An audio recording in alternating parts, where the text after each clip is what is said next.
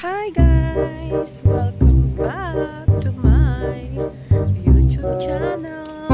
Update. Hello guys! Kamusta kayo? Today is Sunday, day off ng ating kunyang. As usual, tanghali na naman tayong lumabas. And late na naman tayong bumaba.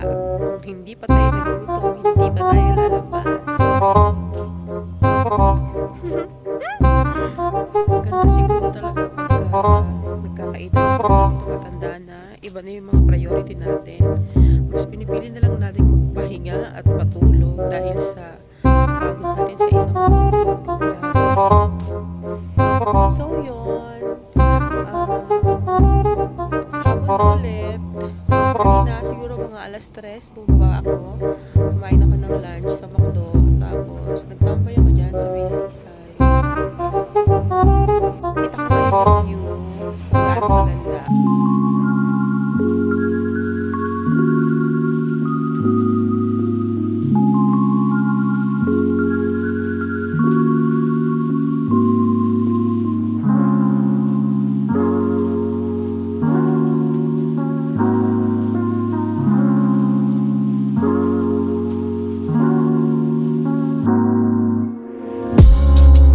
Kanina, medyo nahihina ako. Kaya sabi ko, at least kahit paano, vlog muna ako para meron akong pang-update. Kasi yung vlog ko nung nakaraan is update lang ni nanay nung nagbagyo sila.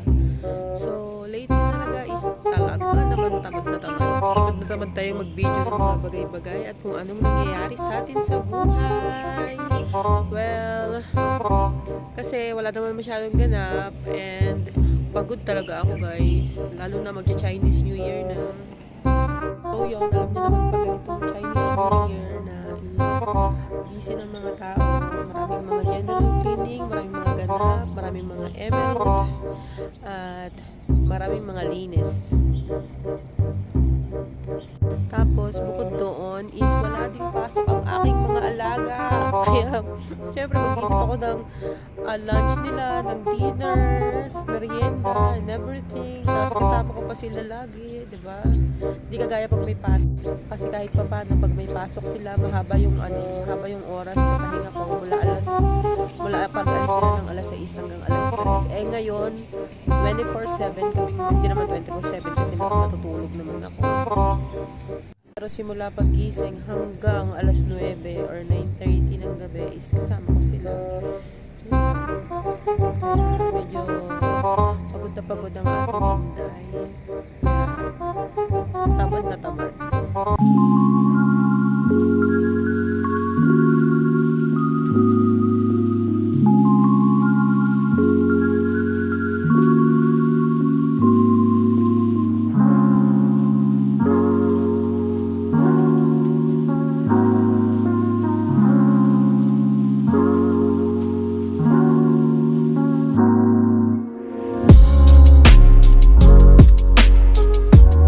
Diba ang ganda ng paligid?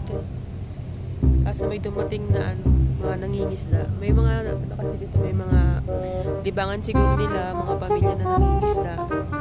Lolo, maglola, magmama, magpapa. So yun, iihi muna ako. Kasi naiihi na talaga ako.